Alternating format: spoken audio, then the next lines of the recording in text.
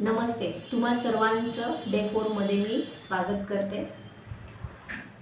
आज gratitude journal writing करताना जो काही विचार माझ्या मनात आला तोच विचार मला तुम्हाला या व्हिडिओच्या माध्यमातून शेअर करायचा आहे। मी माझ्या जीवनामध्ये आत्तापर्यंत बऱ्याच निगेटिव्हिटी, अडथळे आणि अडचणींचा सामना केला आणि त्यानंतरच कुठेतरी जाऊन मला जे काही आज मेंटल स्टॅबिलिटी असेल किंवा मग लाईफचे माझे जे काही गोल्स असेल तर अचीव करण्यामध्ये जे काही आजपर्यंत मला मार्गदर्शन जे काही मिळालं आहे त्यामध्ये बराच सगळा जो काही वाटा आहे तो मला मिळालेल्या फेल्युअर्सचा, म्हणजे थोडक्यात ह्या सगळ्या निगेटिव्हिटी, अडचणी आणि अडथळ्यांचा आहे।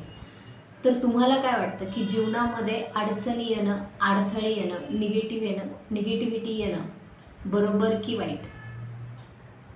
सो तुम्ही विचार करा आणि तुम्ही ठरवा की तुमच्या जीवनामध्ये तुम्ही निगेटिव्हिटीला काय प्राधान्य दिलेलं आहे। तुमच्या अडचणींना, तुमच्या अडथळ्यांना तुम्ही कोणत्या दृष्टिकोनामधनं बघता, कारण प्रत्येक गोष्ट ही द्वैतामध्ये गुरफटलेली आहे। जसं की दुःख आहे म्हणूनच आपल्याला सुखाची किंमत कळते, अस्वास्थ्य आहे म्हणून स्वास्थ्याचं मोल कळतं आणि मरण आहे म्हणून जीवनाची किंमत कळते। यालाच आपण पोलॅरिटी बोलतो। पोलॅरिटी म्हणजे सुख आणि दुःख याचं द्वैत। आणि याला जर थोडक्यात मी तुम्हाला उदाहरण द्यायचं ठरवलं तर ज्यावेळेस आपण अणूच्या आतमध्ये जातो तर तिथं आपल्याला एक मॅटर मिळतं आणि तिथेच आपल्याला अँटी मॅटरही मिळतं। तर यामध्ये फिजिक्सचा सिद्धांत वापरलेला गेला आहे। त्या सिद्धांताचं नाव आहे बायपोल। हो, तर प्रत्येक गोष्ट ही द्वैतामध्ये गुरफटलेली आहे। तर तसंच आपल्या जीवनामध्येही आपल्याला जो काही फोकस करायचा आहे, जर तुम्ही निगेटिव्हिटीमध्ये असाल तर ऑफकोर्स तुम्ही निगेटिव्हिटी फेस करताय, हा प्रॅक्टिकल भाग झाला।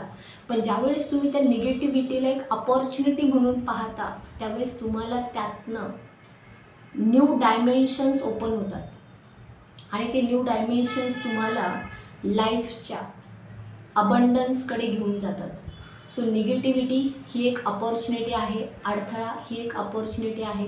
जर तुम्ही त्याला ॲज अ संधी म्हणून वापरलं तर नक्कीच तुम्हाला खूप काही चांगल्या गोष्टी अनुभवायला मिळतील, ज्या की मी स्वतः माझ्या लाईफमध्ये अनुभवलेल्या आहेत।